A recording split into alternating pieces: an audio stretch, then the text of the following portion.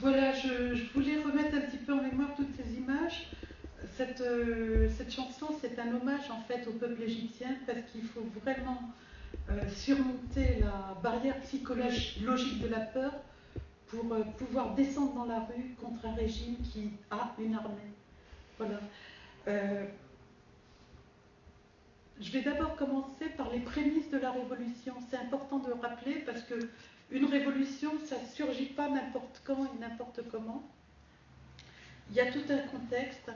Et effectivement, pour ce qui s'est passé en Égypte, il y a l'affaire Khaled Saïd qui s'est déroulée en juin 2010, où un jeune blogueur issu des classes moyennes a été arrêté par la police, salement torturé, et à ce moment-là, effectivement, son visage, ainsi que son visage torturé, a fait le tour des réseaux sociaux. C'est ce qui a commencé à alerter l'opinion et qui a provoqué le fait que un mouvement de jeunes, le mouvement des jeunes du 6 avril, s'est emparé de cette affaire pour commencer à mobiliser la jeunesse égyptienne. Ils ont créé une page qui s'appelle Ismi Khaled Saïd, c'est-à-dire mon nom est Khaled Saïd, et ils ont commencé à organiser des flash mobs, notamment à Alexandrie, où devant le front de mer, des jeunes sont descendus par milliers, habillés en noir, dos à la mer, et ont levé la photo de Khaled Saïd. Mais c'était des flash mobs très éphémères parce qu'évidemment, la police était là, réprimait, ramassait les gens. Parallèlement, quelqu'un qui a été connu plus tard comme blogueur, qui a été médiatisé, y compris sur les médias occidentaux, Wael Ronem, a créé une page « Nous sommes tous Khaled Saïd ». qui a réuni des millions de followers. Donc l'opinion publique, notamment la jeunesse, était très sensibilisée par ce qui s'était produit. Et pour avoir rencontré le responsable du mouvement du 6 avril, il m'a expliqué que pendant des mois, ils ont appelé à des manifestations, donc tous les mois, et que ce mouvement n'est lui-même pas né n'importe quand, puisqu'ils sont nés donc le 6 avril 2008 en soutien aux grévistes des manufactures de Mahla al-Kubra. Mahla al-Kubra, c'est situé à 50 km du Caire.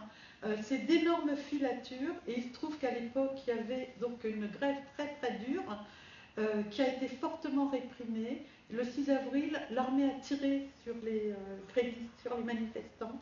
Et donc à ce moment-là, des jeunes comme Ahmed Maher et d'autres, ce sont des jeunes éduqués, issus de la classe moyenne, ont commencé à activer, effectivement, se sont portés en soutien aux grévistes et aux ouvriers de Mahla al-Kubra.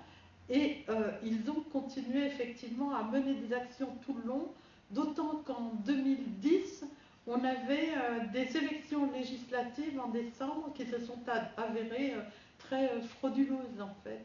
Et que la perspective, c'était une nouvelle élection en 2011 présidentielle, avec une rumeur qui circulait dans toute l'Égypte que le fils de Moubarak prendrait la relève. Le problème de la succession de Moubarak.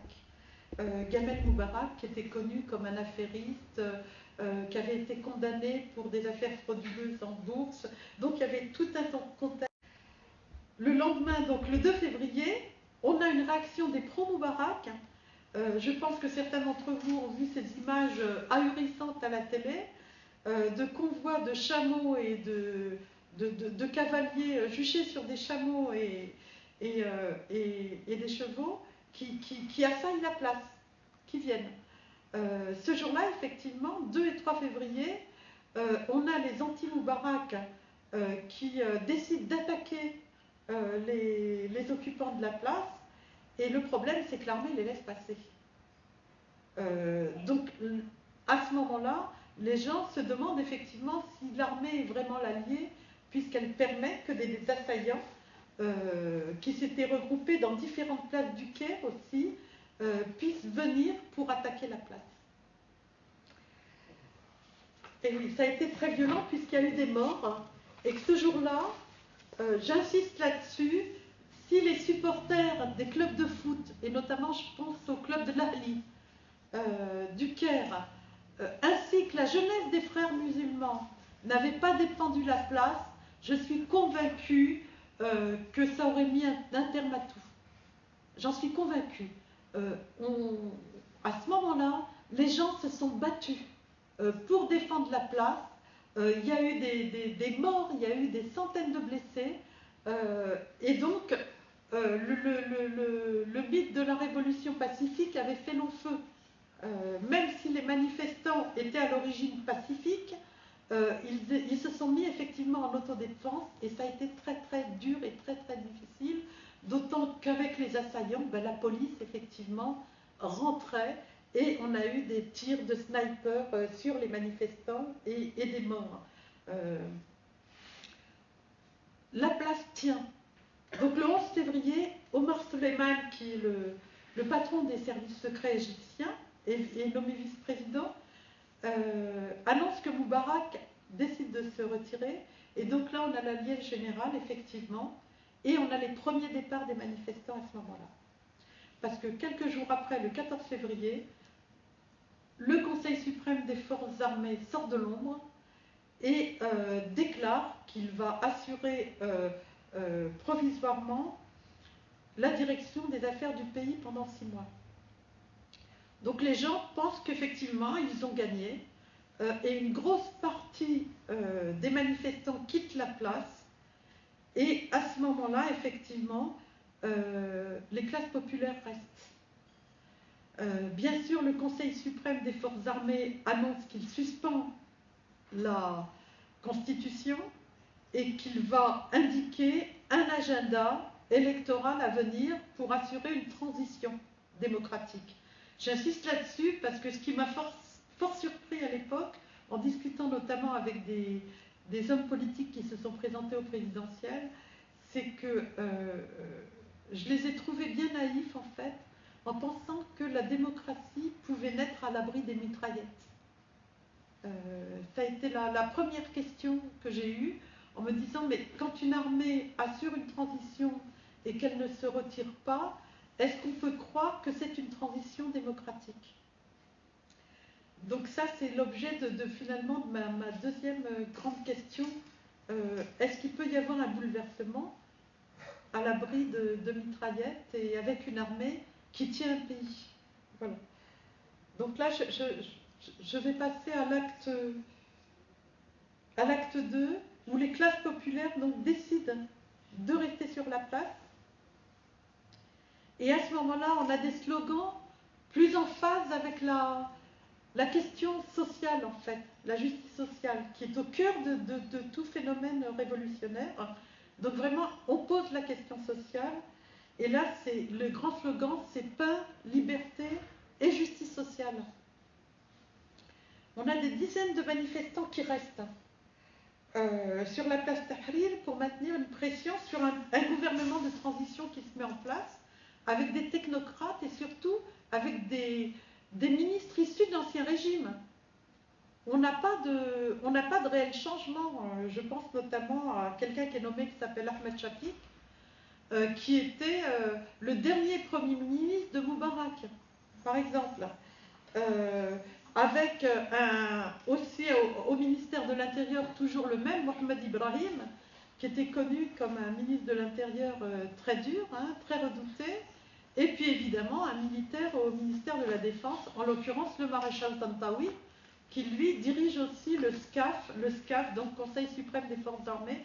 Je choisis l'acronyme anglais parce qu'il est plus pratique que l'acronyme français en fait. Et là on a un couvre-feu qui est instauré directement entre 23h et 6h. C'est-à-dire que quand vous êtes sur la place, si vous dépassez 23h, vous êtes coincé, et si vous circulez à 2 minutes près, et ben c'est ce qui m'est arrivé, on m'a arrêté, et j'ai fini la nuit dans une guérite avec des soldats. Ça a été une super expérience parce que ça me permettait de sonder l'état d'esprit des jeunes soldats, en fait, qui étaient issus des classes populaires, hein, issus du peuple, les soldats de l'armée égyptienne, qui n'étaient pas du tout contents d'être là et qui ne se voyaient pas aller tirer sur ce qu'ils considéraient comme des frères et sœurs, finalement. Donc, voilà. Et ça m'a donné une idée aussi de ce que pouvait être à un moment donné un point de bascule, parce que ces soldats n'étaient pas seuls, hein, ils tenaient des points. Donc le Caire était complètement, tous les axes du Caire étaient occupés par des chars, par des véhicules blindés comme nos fameux Renault Truck. Quand j'ai vu les Renault Truck là-bas, j'ai été choquée en me disant, mais la France vend des armes pour une répression. J'ai vu aussi les fameux Sherpas, les Sherpas qu'on a revus entre nous sur le port de Marseille il y a 2 ans à peu près, quand il y avait les grosses manifestations sur le logement, etc. C'était les fameux véhicules blindés qu'on avait au Vieux-Port, en bleu marine. Moi, je les ai vus aux couleurs de l'armée égyptienne là-bas, ils étaient déjà là-bas. Et effectivement, ça m'a fait un coup de dire, mais la France vend des armes là. Et ces armes, elles vont servir à la répression. Et ça, on le verra plus tard, effectivement, puisque des manifestants se sont fait écraser par des Renault Truck devant l'immeuble de la télévision quand ils ont manifesté.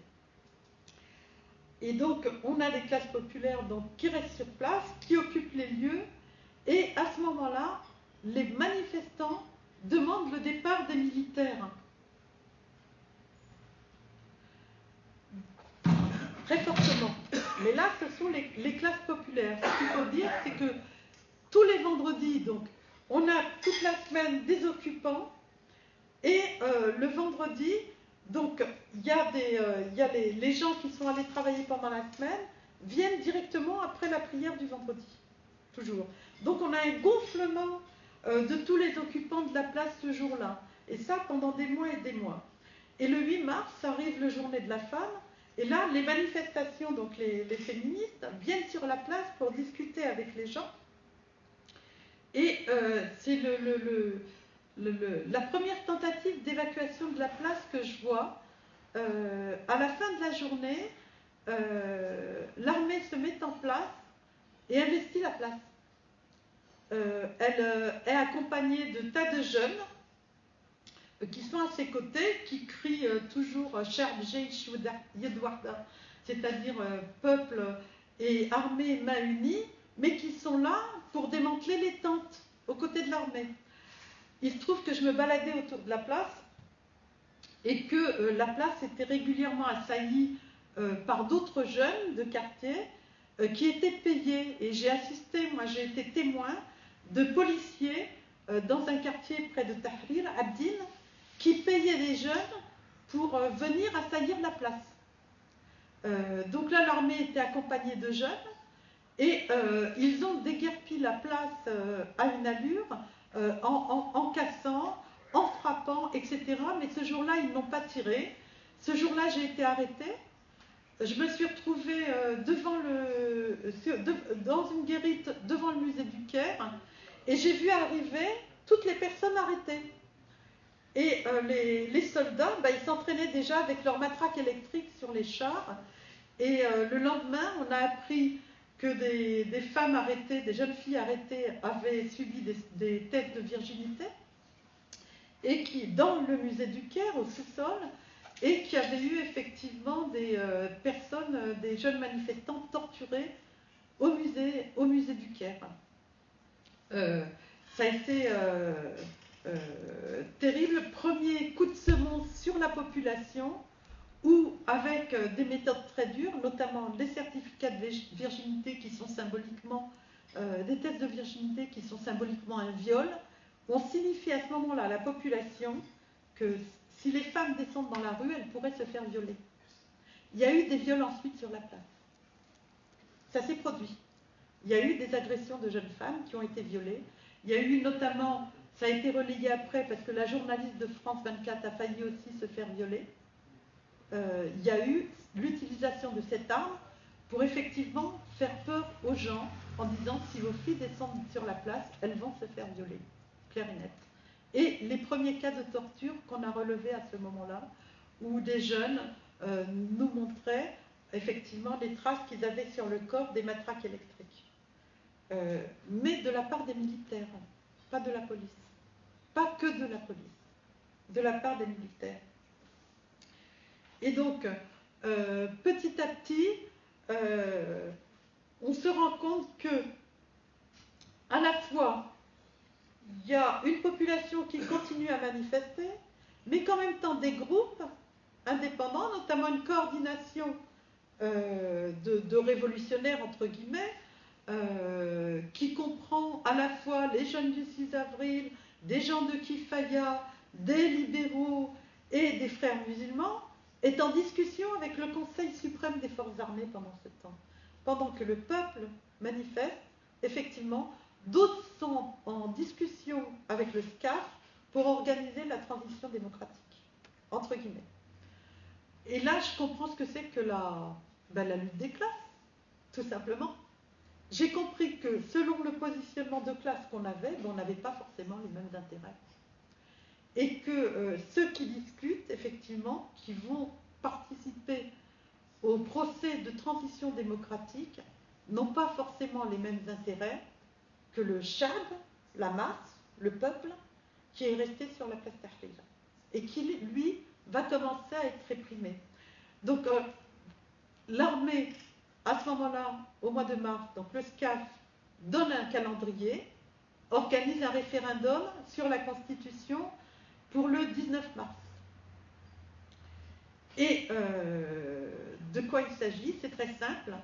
Plutôt que de mettre en place, dans tout processus logique, une assemblée constituante d'emblée qui produirait un texte qui serait ensuite soumis à un référendum au peuple, le SCAF décide uniquement de proposer quelques amendements, c'est-à-dire un lifting constitutionnel en disant le temps presse, il faut y aller vite, il faut organiser des élections législatives et ensuite des élections présidentielles. En fait, d'emblée, il m'apparaît à ce moment-là que le calendrier est trop précipité pour qu'on y mette sa confiance, en fait. Et que les amendements qui étaient proposés, c'était vraiment des amendements sur la durée uniquement du mandat présidentiel, mais que l'essentiel n'était pas, à savoir le rôle de l'armée. On ne touchait pas à la fonction de l'armée, on ne touchait pas au budget militaire, on ne touchait pas aux nominations des militaires, on ne touchait pas aux prérogatives des militaires. Mais malgré ça, les gens vont voter. Et effectivement, on a 77% de oui pour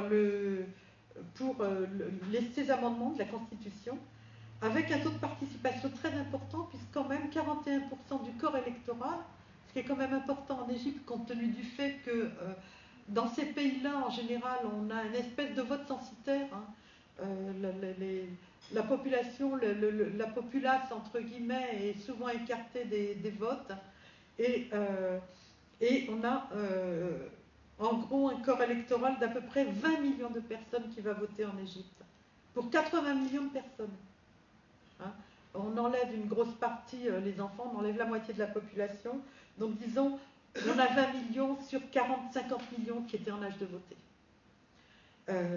Mais c'est un premier apprentissage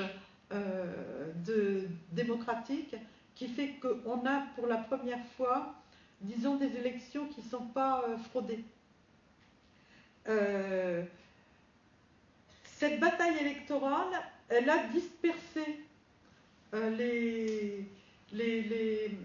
entre guillemets, les tenants de la révolution, ceux qui participaient. On a vu un camp libéral se mettre en place, les islamistes se mettent en place, des révolutionnaires, entre guillemets, se mettent en place.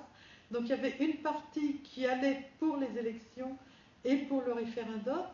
En gros, les libéraux et les frères musulmans étaient pour le référendum. Et on avait des révolutionnaires qui étaient à ce moment-là contre les référendums parce qu'ils pressentaient qu'ils allaient être spoliés. Donc ça a donné lieu à des batailles très âpres et surtout à des débats télévisés. Ce qu'il faut dire, c'est qu'en Égypte, il y a des télévisions, du moins privées, pas libres, mais privées, et que, en général, au lieu d'avoir lieu au Parlement, les débats ont lieu à la télévision dans des talk-shows. Donc on a eu des débats très durs à la télévision dans toute cette période. Et arrive donc une journée particulière,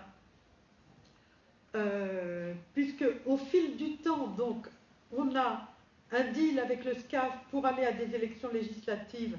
Les libéraux, les frères musulmans, la plupart des partis constitués marchent. Et donc, la consigne qui est donnée, c'est vider la place. Débrouillez-vous, mais videz la place. Et donc, au fur et à mesure du temps, effectivement, on a une espèce de guerre de territoire qui se met en place sur Ataflir, où, effectivement, un rapport de force doit s'imposer. Et les frères musulmans, qui sont l'organisation la plus structurée d'Égypte avec l'armée, en fait, et l'ancien parti unique, le Parti national démocratique, font une démonstration de force en investissant la place le 8 avril, en organisant un jugement symbolique de Moubarak. Et excusez-moi, et en donnant pour consigne, c'est le dernier jour, dispersion. On va aux élections. Et c'est vrai que leur intérêt à l'époque, c'était d'aller aux élections le plus vite possible, puisqu'ils pressentaient qu'ils allaient les gagner, et effectivement, ils les ont gagnés. Et donc ce 8 avril, alors qu'eux avaient fait une installation énorme sur la place, et pour finaliser la révolution, donc un grand show, des juges étaient sur les tribunes, des juges indépendants étaient présents, et on allait juger symboliquement Moubarak. À ce moment-là, je vois arriver sur la place des soldats. Et en fait, il s'agissait d'un bataillon d'une centaine de soldats qui arrivaient de Suez, avec des officiers qui se disaient libres. Et donc, moi, dans ma tête, je me dis officier libre, ça me rappelle quelque chose, mais ça me rappelle la révolution des œillets du Portugal. Et donc, ces officiers sont acclamés, il y a une ambiance, mais extraordinaire, une euphorie. La population pense, ça y est, elle a gagné, l'armée est avec nous. Et donc, ils font le tour des différentes tribunes qui étaient installées, des estrades qui étaient installées sur toute la place. Chaque courant de la société égyptienne est parti, avait son estrade. C'était intéressant cette place, parce qu'elle était déjà partagée en courants, en fait. Sachant que le courant dominant était les frères musulmans à ce moment-là, qui paniquent. Ils paniquent pourquoi? Parce qu'ils ont eu peur d'être accusés de faire alliance avec des militaires séditieux. Et ils paniquent tellement qu'effectivement, ils ordonnent la dispersion des gens et que les gens issus des catégories populaires restent sur la place, décident de défendre ces officiers séditieux. À l'époque, j'ai interviewé Yasser, qui était un des officiers libres, et on a parlé de la révolution des œillets. Je lui ai demandé, mais comment est-ce que tu es ici? Et il me dit, nous on est ici pour veiller uniquement à ce que le SCAF remette le pouvoir aux civils.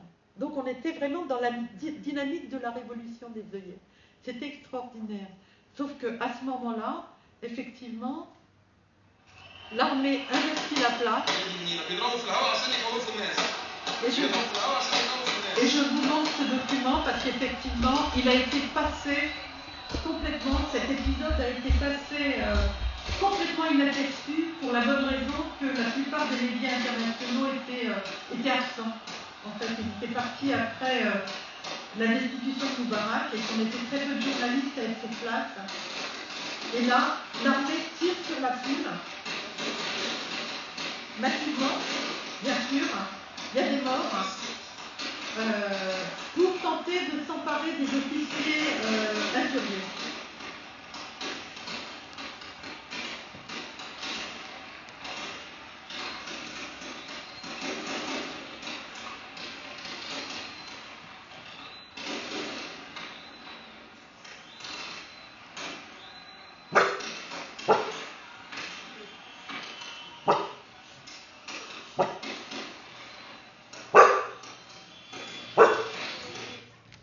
Il réagit, hein, ça nous fait peur aussi, c'est normal. Voilà les véhicules français. Je vous les montre parce qu'on en a parlé il n'y a pas très longtemps de cette vente de véhicules et notamment Human Rights Watch qui a expliqué comment à des moments donnés le matériel français servait à la répression de la population en Égypte. Et donc cet épisode est passé complètement inaperçu. Tellement inaperçu que le lendemain, à 6 h du matin, la place était nette, l'armée avait tout nettoyé. Rares sont les témoins visuels, en fait. Et à partir de ce moment-là, il y a eu une répression systématique de la population. Les gens ont continué à arriver sur la place Tahrir, bien sûr, tous les vendredis notamment. Il y avait un noyau dur qui occupait le centre de la place, qui a essayé de reconstituer les tentes, etc. Et tous les vendredis, donc la population redescendait, notamment les quartiers populaires, hein, les populaires venaient, hein, pour demander la libération des détenus, parce qu'à ce moment-là, à partir de là, effectivement, dès le mois de mars aussi, les tribunaux militaires se sont mis à siéger. Et je me souviens qu'on allait devant les tribunaux militaires et que je voyais effectivement les camions de police déverser leur lot de manifestants arrêtés, qui levaient leurs t-shirts, qui montraient leur torture, et ils étaient systématiquement condamnés à 3 ans de prison. C'est-à-dire que quand vous étiez à cette période arrêté en manifestation en Égypte, vous alliez en prison automatiquement, quoi. Torturé et en prison. Je pense qu'à ce moment-là, il y avait une volonté de punir le peuple déjà. Mais apparemment, ce n'était pas suffisant, puisque le pire est arrivé par la suite. Donc là, on a environ, à peu près à cette période, les ONG de défense des droits humains internationales ont dénombré 12 000 civils qui ont été jugés par des tribunaux militaires. Mais, dans le même temps, on a des manifestants qui se déplacent partout. C'est-à-dire que la place Tahrir est un épicentre, mais en même temps, par exemple, j'ai suivi les enseignants et les lycéens qui allaient devant le ministère de l'Intérieur, les familles détenues qui allaient aussi devant les tribunaux, les manifestations devant le syndicat des journalistes. Enfin, dans plein d'endroits de la capitale, les gens manifestaient d'une façon plus corporatiste, disons, chacun pour demander ses droits, et notamment des droits économiques et sociaux. En juillet, la place est de nouveau occupée, mais cette fois, c'est plus les frères musulmans, on a entre guillemets les libéraux progressistes qui arrivent sur la place, et on a une toute autre ambiance, et eux, effectivement, ce qu'ils demandent, c'est le départ de Tantawi. Cette fois, c'est clair. Ils ont compris, quand ils ont vu la répression qui s'est abattue sur le petit peuple sur la place, ils ont compris que l'armée ne partirait pas comme ça. Donc ils ont demandé, effectivement, ils sont revenus sur la place massivement pour demander le départ du maréchal Tantawi et du SCAF. Et parallèlement, on a effectivement, dès ce mois d'août, le début du procès de Moubarak qui va durer tellement longtemps que même les Égyptiens vont en être lassés finalement, et la presse internationale va s'en lasser, puisque dans un premier temps, on va le faire venir sur une civière malade, puis on va le mettre à l'hôpital militaire, puis on va considérer qu'il n'est pas forcément responsable des morts du début de la Révolution sur la place, donc on va le laver de ça, puis on va le laver des dossiers de corruption, et finalement il sera libre, et il mourra de sa belle mort à l'hôpital militaire du Caire, il y a à peu près 2 ans. Hein. Lui, idem pour le ministre de l'Intérieur, Habib Adli, qui avait donné l'ordre aux policiers de tirer. Ils ont été lavés de tout, finalement, et effectivement, on peut en conclure que les loups ne se mangent pas entre eux, puisque le système est toujours présent à ce moment-là. Et l'agitation va continuer quand même à se poursuivre, même si on met en scène le procès de Moubarak pour calmer la population, mais la population ne se calme pas finalement. L'agitation continue, et on arrive à octobre 2002, c'est important, parce qu'à ce moment-là, les Coptes, qui forment à peu près 10% de la population égyptienne, décident, eux, de manifester. Ils étaient déjà présents place Tahrir, mais plus discrètement. Je voyais quelques panneaux par-ci, par-là, avec des croix, des croix ensemble, etc. Cette fois, il y a une manifestation qui est organisée du quartier de Choubra, et Choubra, qui est pas très loin de la place Tahrir, hein, on est encore au Caire, c'est un quartier particulièrement copte, donc une manifestation arrive et en direction de Tahrir, mais surtout elle va à Maspero, qui est situé de l'autre côté de la rive du Nil, en face de Tahrir, qui est l'immeuble de la radio-télévision égyptienne, comme on a notre immeuble, de l'ancien immeuble de l'ORTF à Paris. Et les Coptes, c'était un lieu de prédilection de manifestation des Coptes finalement.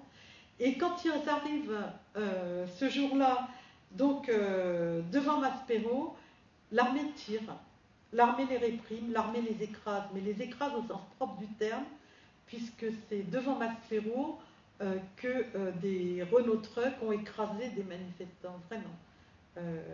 Ça a été un message très clair et très sanglant, chacun à sa place. Dans ce genre de régime dictatoriaux, effectivement, on vous signifie tout de suite la ligne rouge. Et à ce moment-là, on a signifié à la communauté copte d'Égypte qu'elle ne devait pas bouger. Alors, traditionnellement, il faut dire que les Coptes se sont toujours rangés du côté des pouvoirs pour des raisons de protection. Quand on est une minorité dans un pays où la majorité est musulmane et où il n'y a pas de liberté du tout, Donc jusqu'à présent, effectivement, les Coptes ne bougeaient pas. Ils ont toujours été très neutres en matière politique, sauf au moment des élections où ils savaient très bien qu'il fallait voter comme il faut. Voilà. Et puis, on propageait, alors à ce moment-là, effectivement, au Caire, on a capté des tas de rumeurs. Là, ils étaient montés à Maspero pour protester contre l'incendie d'une église. Et il y avait des tas de rumeurs à l'époque. Il y avait une ambiance d'insécurité très forte. On avait à la fois comment dire, tous les luminaires des rues qui étaient quasiment éteints. Ça donnait une ambiance très sombre. Le couvre-feu, l'armée dans la rue et un climat, vraiment un vrai climat d'insécurité, parce qu'en même temps les gens savaient que beaucoup de droits communs avaient été libérés des prisons. Fallait bien libérer les droits communs pour mettre les politiques. Évidemment, les personnes arrêtées, fallait leur faire de la place. Qu'il y avait une recrudescence donc des agressions, recrudescence des cambriolages, que dans certains quartiers, les gens avaient monté des rondes, eux-mêmes, des habitants, avaient mis des mini-barricades devant leur rue, donc puisque la police à ce moment-là avait disparu de la circulation en dehors de se concentrer sur les lieux de manifestation, elle n'assurait plus rien, même pas la circulation. La police avait disparu. On avait l'impression que d'un espèce déjà de mini-chaos organisé, quoi. On laissait les gens livrer à eux-mêmes. Et le message, c'était nous le chaos, déjà, nous le chaos. Nous, c'est-à-dire l'armée, l'ordre, ou le chaos si vous restez entre vous. Il n'y a pas de souci. Et donc, je pense qu'une partie de la population avait compris ce message, puisque petit à petit, on avait de moins en moins de manifestants place Carthage. Ça s'est senti. Et donc, en novembre, l'été passe 2011, et en novembre, on a quand même des gens qui reviennent à la charge pour demander un pouvoir civil. C'est-à-dire que les Égyptiens s'entêtent, effectivement, et à ce moment-là, en novembre, on a aussi les frères musulmans qui viennent dans la rue pour demander un pouvoir civil. Pourquoi? Parce qu'ils savent pertinemment, et c'est des dirigeants frères musulmans qui me l'ont expliqué, qu'en face, ils ont une institution très forte, c'est l'armée. Et que s'ils ne jouent pas la rue et la population, 80 millions d'Égyptiens, c'est pas rien. Une petite manifestation en Égypte, c'est pas comme à Marseille, c'est pas des dizaines de personnes, c'est des dizaines de milliers de personnes, tout de suite. Donc c'est très impressionnant. Ils jouent la rue, les frères musulmans, pour essayer aussi d'imposer un pouvoir civil et accélérer le calendrier des élections. Et à ce moment-là, on a les premiers clivages, effectivement, entre les révolutionnaires et d'autres partis politiques qui sont accusés de trahir la révolution. On a la première logique des camps qui se met en place. D'un côté, les révolutionnaires, mais les révolutionnaires, c'est les groupes, surtout de jeunes, mouvement du 6 avril, Kifaya. Donc, c'est des petits groupes pas très représentatifs, en fait, en termes de nombre, mais qui ont un fort écho par rapport à ce qu'ils demandent, puisqu'ils parlent en phase avec la population la plus misérable d'Égypte, abandonnée, etc. Donc ils parlent en phase avec elle, en fait. Donc ils sont en même temps très populaires, même s'ils ne sont pas nombreux. Et de l'autre côté, les partis classiques, donc Frères musulmans, le parti Gad d'Eman Nour, les libéraux, qui eux ont décidé d'aller aux élections et qu'il fallait calmer le jeu complètement. Et ça n'empêche que quand même en décembre, on a des sittings devant le palais présidentiel, par exemple, le palais du gouvernement, pour demander d'aller un pouvoir civil, pour demander aussi la réforme d'institutions, et notamment il y a beaucoup d'étudiants qui viennent de l'Institut d'Al-Azhar qui demande à ce que l'Institut religieux d'Al-Azhar soit désormais indépendant. Alors ça c'est important parce que jusqu'à présent, pour se légitimer, les présidents successifs égyptiens s'étaient toujours auréolés de la légitimité religieuse qui émane de l'Institut islamique d'Al-Azhar. Et là, pour la première fois, on a un institut qui demande à être indépendant.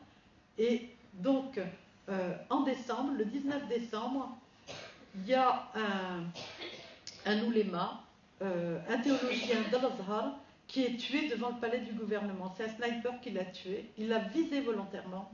Parce que là encore, on envoie un message à ces gens-là, aux gens de l'Institut et à leurs étudiants, restez à votre place. J'insiste là-dessus parce que on a du mal ici, quand on n'est pas à l'intérieur de cette culture du monde arabe, à décoder ce genre de message où à chaque catégorie de la population, on lui indique les limites à ne pas franchir comme ça, en tuant directement, ou en réprimant très fortement. Et donc, les élections se sont tenues en novembre, donc grosse campagne électorale.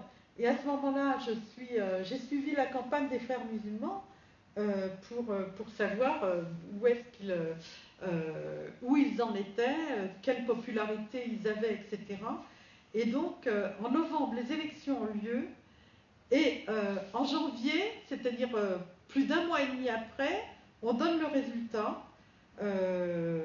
Sur 508 sièges, on a 222 députés frères musulmans, on a 122 députés issus d'un parti qui a été créé dans cette période à la droite des frères musulmans, c'est le parti Salafi En-Nour, donc encore plus intégriste que les frères musulmans.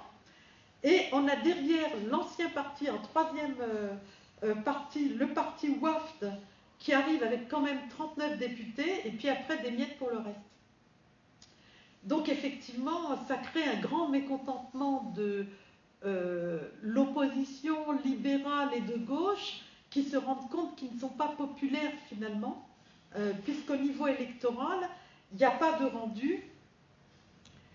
Et le 25 janvier 2012, on a cette fois pour le premier anniversaire de la Révolution, on a les musulmans qui fêtent leur victoire sur la place Tahrir, mais on a aussi, entre guillemets, des révolutionnaires qui espèrent aussi poursuivre la révolution, qui sont aussi là.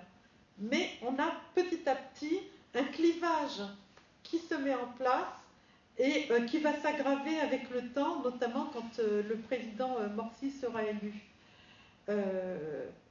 Dans cette même période, donc tout de suite après, en février, on a un drame, c'est important, c'est pas de l'épiphénomène, qui se produit à Port Saïd. C'est qu'on a les supporters, donc on a un match de foot. Il faut dire qu'à cette période-là, les stades de foot sont politisés. Les supporters manifestent aussi dans les stades de foot. Et je vous rappelle que ceux qui ont défendu la place sont des supporters de foot aussi, qui étaient férus au combat de rue. Le club de Ahli donc, fait un match retour à Port Saïd. Et ce jour-là, ils se font massacrer, en fait, dans le stade, sans que la police intervienne. Ils se font massacrer par d'autres supporters, entre guillemets, ou peut-être des jeunes payés, on ne sait pas, sans que la police intervienne. 79 morts sur un stade. Lynchés, étranglés, tabassés. 79 morts, c'est énorme. Et là, c'est la stupeur générale, et la Vox Populi est persuadée que l'armée s'est vengée, justement, que le régime se venge de ses supporters qui n'ont pas su rester à leur place. La campagne présidentielle démarre, donc il y a tout un contexte explosif un petit peu partout en Égypte, mais ça n'empêche pas le calendrier électoral de se poursuivre, puisque ce qu'a vendu le SCAF à l'international, et notamment aux Occidentaux, c'est nous mettons en place un processus démocratique, donc une transition démocratique, donc des élections démocratiques. Et effectivement, durant cette période, l'ONU envoie des observateurs pour vérifier que les scrutins sont réglo, et ils le seront effectivement à quelques exceptions près. Et là, donc la campagne présidentielle démarre, et on a des candidats. On a notamment Abdelmonem Abdelfotouh, qui est un dissident des frères musulmans, qui au départ, les frères musulmans ne voulaient pas présenter de candidat. Donc lui, il s'est détaché, avait déclaré sa candidature dès le mois de mars 2011. Là, on est arrivé en février, début de la campagne électorale. Il était aussi, c'est le président, c'est un libéral, hein, c'est un frère musulman social-démocrate. Il est président du syndicat des médecins. On a Mohamed Morsi, donc le candidat désigné par les frères musulmans, à défaut, par défaut, de pouvoir maintenir la candidature de Kherat Chatar. Kherat Chatar, qui était sorti de prison, c'est un frère musulman opposant, il avait fait de la prison. Or, la nouvelle loi électorale disait que ceux qui sortaient de prison ne pouvaient pas se présenter, même si c'était pour des raisons politiques, les raisons de la prison. Donc, il a été disqualifié et remplacé par Mohamed Morsi. Et puis, on a Eman Nour, que j'ai rencontré, qui est un libéral, en fait, disons un centriste de l'ancien parti GAD, demain, qui était une personnalité très populaire en Égypte parce qu'il avait affronté Moubarak lors des élections de 2005, sauf qu'à ce moment-là, il avait dénoncé la fraude et il avait fini en prison. Donc lui aussi a été disqualifié, puisqu'il était sorti de prison en 2009 et qu'il fallait être sorti de prison depuis au moins 6 ans pour pouvoir candidater. Mais il était en prison pour des raisons politiques hein, aussi, donc il a été disqualifié. On avait Emar Souleyman, effectivement, le patron des services qui se présentait comme candidat, évidemment. Amr Moussa, l'ancien ministre des Affaires étrangères, et évidemment Ahmed Shafik, qui était le candidat de l'armée, dont l'ex-premier ministre de Moubarak. Et donc, pour terminer cette liste, un candidat qui sort aussi, qui était assez populaire, Abdel Tabari, placé plus à gauche, qui lui est un socialiste nassériste. Donc ça, c'est les principaux candidats de la campagne.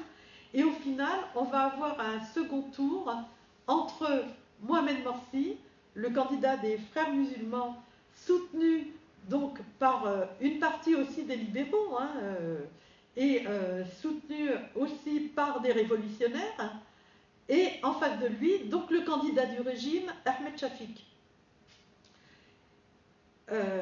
En juin, donc les élections vont avoir lieu, et tout de suite, entre les deux tours des élections présidentielles, l'armée, par le biais de la Cour constitutionnelle, décide de dissoudre le Parlement élu, le premier Parlement élu qui était majoritairement, disons, islamiste. L'armée dissout le Parlement. Ça veut dire qu'on va avoir un président qui va être élu sans Parlement. Premier écueil pour ce président, et le SCAF s'arroge les pouvoirs législatifs. C'est-à-dire qu'on va avoir un président qui va devoir gouverner avec, en guise de Parlement, le Conseil suprême des forces armées, qui retire les prérogatives du président, qui aura uniquement comme possibilité de soumettre des projets de loi au SCAF ou de donner un veto au projet de loi proposé par le SCAF. C'est tout. On a un président fantoche, en fait. On a un président qui devra rester à sa place. Et donc, le 24 juin, Mohamed Morsi donc, est reconnu vainqueur des élections et il fait une promesse devant la place Tahrir, hein, l'ambiance est à l'effervescence encore, de régler un certain nombre de problèmes. Là encore, c'est une démonstration de force, puisque symboliquement, il s'investit devant le peuple avant de s'investir, bon, non pas dans le Parlement, parce qu'il n'y a plus de Parlement, mais devant la Cour constitutionnelle. Et donc, mal lui en prit, puisqu'à partir du moment où il a été élu, petit à petit va se mettre en place en Égypte un chaos organisé. Mais vraiment un chaos organisé. J'ai compris à ce moment-là ce qu'était la théorie du chaos organisé. Où à la fois les prérogatives d'un président se retiraient, mais à chaque fois où il fait un pas, eh ben, il tombe sur une peau de banane. C'est-à-dire que le SCAF, par exemple, lors de la nomination d'un nouveau gouvernement, il impose ses ministres. Ça commence comme ça. Pas question que Mohamed Ibrahim, le redoutable ministre de l'Intérieur, soit viré. Il reste. Le ministre de la Défense, Tantawi, plus El-Sisi, reste. Les autres postes, des postes ministériels secondaires, sont laissés à des technocrates. C'est-à-dire qu'on a un gouvernement, on croit qu'on a un pays qui est gouverné, et en fait, on se rend compte que tout est formel, tout est dans l'apparence, dans la vitrine. Et j'ai été vraiment absolument scotchée par la capacité des Égyptiens à mettre en place des trompe-l'œil, en fait, à ce moment-là, où tout est là, mais c'est factice, le vrai pouvoir n'est pas là. Et on va voir très vite où il est, d'ailleurs. Et parce que Morsi doit faire face à des pouvoirs très puissants qui sont restés, un pouvoir profond, il est là. La caste des juges, alors la caste des juges c'est quelque chose en Égypte. La caste des juges c'est des juges qui ont su préserver non pas l'indépendance de la justice, mais leur indépendance à eux, personnelle. C'est-à-dire qu'on ne touche pas un juge en Égypte. Le régime salit les juges et en rétribution, eh ben, ils ont des tas de privilèges. Quand on est juge, on l'est à vie. Et quand on a la chair de juge, on la transmet par hérédité. C'est vraiment une caste.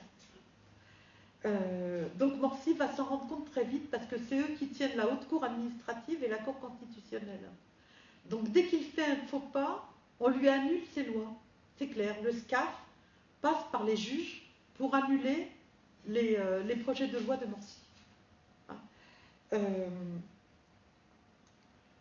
Les médias, évidemment. On a des médias privés en Égypte, notamment des chaînes de télévision et des groupes de presse comme Al-Masri al-Youm, On TV, etc.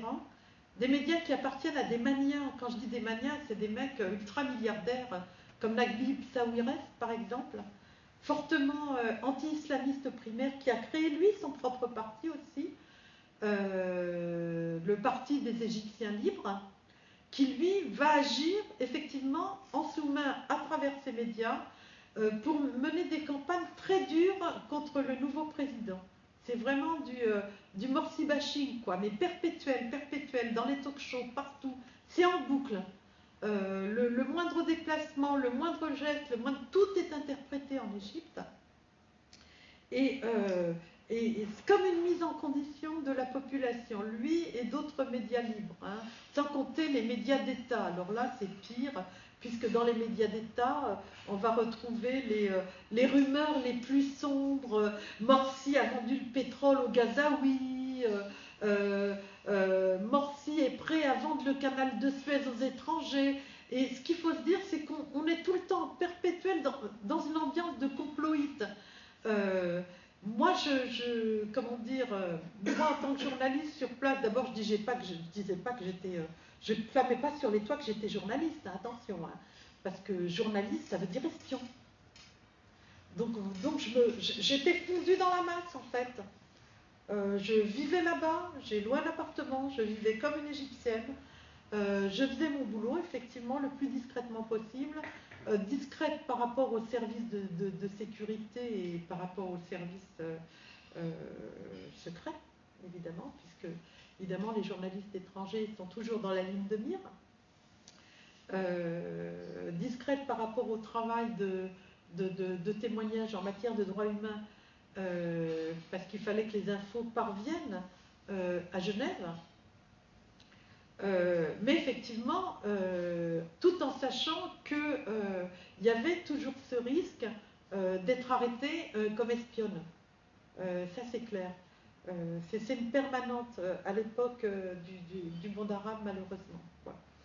Ce que j'avais pour moi, c'est que j'étais algérienne, que les gens pensaient que je venais d'Algérie, que je venais pas de France. Je ne disais pas que je venais de France.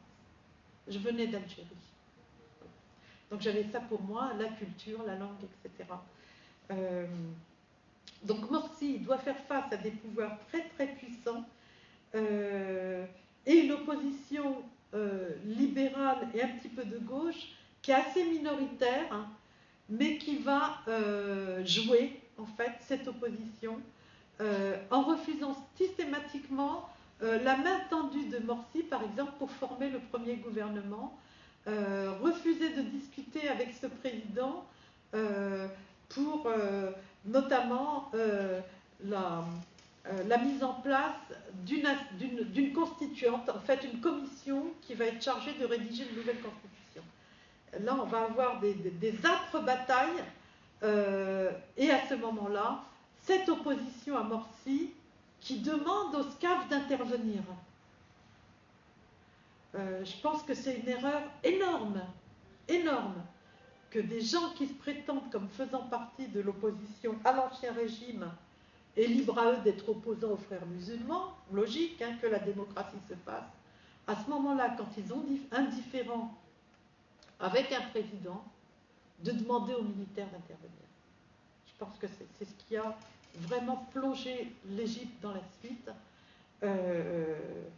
Ils ont une responsabilité, et je vous renvoie là-dessus aux très bonnes tribunes qu'a écrit Alain Grèche dans son blog du Monde Diplo, où il raconte effectivement comment s'est faite cette transition et quel a été le rôle, entre guillemets, de cette opposition dans l'échec de cette transition démocratique, sachant que dès le départ, les dés étaient pipés, puisque je pense que pour le haut commandement militaire égyptien, il n'était pas question qu'une transition démocratique aboutisse autrement que selon l'objectif qu'ils avaient déterminé dès le départ.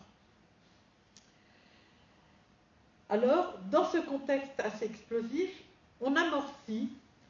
Je pense qu'il était galvanisé parce que, moi j'ai vu ça en Algérie par exemple, où les responsables islamistes, forts de leur succès populaire, sont convaincus que la rue peut faire le poids en face d'une armée. Mais une armée, c'est une armée. Elle a des armes. Le peuple, il peut être dans la rue, mais il n'a pas d'armes. Il n'est pas organisé. Il n'a pas constitué son armée. Mais les gens sont tellement galvanisés qu'ils sont convaincus qu'en mettant des millions de gens, l'armée recule. Ben non. Ben non. Et on aura la démonstration après. Alors Morsi essaye de faire un coup au SCAF pour essayer d'évincer les militaires. Il fait un décret présidentiel dans lequel il s'arroge les décisions législatives et il précise qu'elles seront non recours à justice. Pourquoi? Parce qu'il sait très bien qu'en face, il a à la fois le SCAF, mais aussi le syndicat, entre guillemets, des juges, qui, dès qu'il fait une loi, ils vont devant la haute cour administrative ou constitutionnelle et ils annulent les lois. Donc, à ce moment-là, aux yeux de ses adversaires, il est vu comme un dictateur qui veut s'arroger tous les pouvoirs. On a eu la même chose dernièrement avec le président tunisien, qui s'est arrogé aussi les pouvoirs législatifs, il n'y a pas très longtemps, mais on en reparlera, devant l'opposition qu'il avait à faire passer des lois. Donc à ce moment-là, effectivement, mais il explique que c'est uniquement le temps que la commission chargée de rédiger la Constitution propose le nouveau texte à référendum et qu'ensuite il abrogera ce décret. Et donc là, on a un véritable bras de fer qui s'engage entre le président et le SCAF. Mais Morsi maintient sa position et à partir de décembre 2012, à ce moment-là, on a la rue, effectivement, qui va jouer contre les urnes, puisque des manifestations ont lieu contre le nouveau dictateur, c'est clair, qu'une campagne de lynchage médiatique, mais très très violent, se met en place contre le président Morsi, contre les frères musulmans et ceux qui sont pour la légitimité de ce président élu, hein, donc y compris des gens comme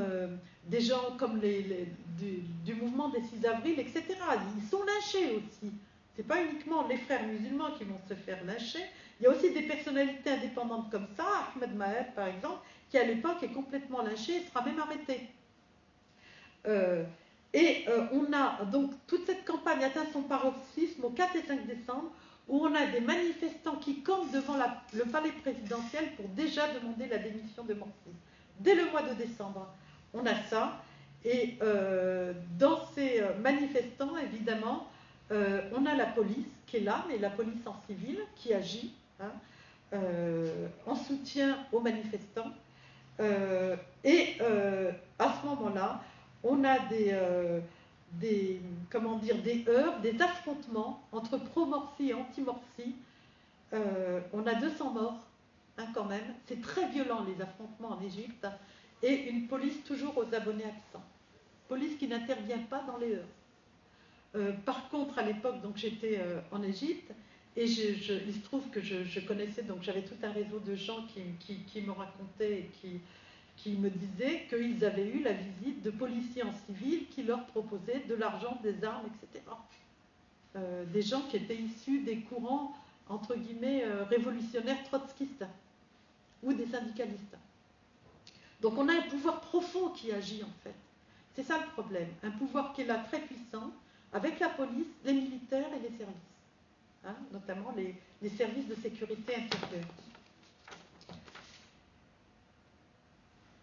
Et donc on arrive au deuxième anniversaire de la Révolution en janvier 2013, où d'un côté, donc les pro-Morsi n'appellent pas à venir sur la place pour pas qu'il y ait des heurts, et on a uniquement les courants libéraux et les révolutionnaires qui sont sur la place, et qui demandent effectivement toujours le départ, qui commencent à demander le départ du président.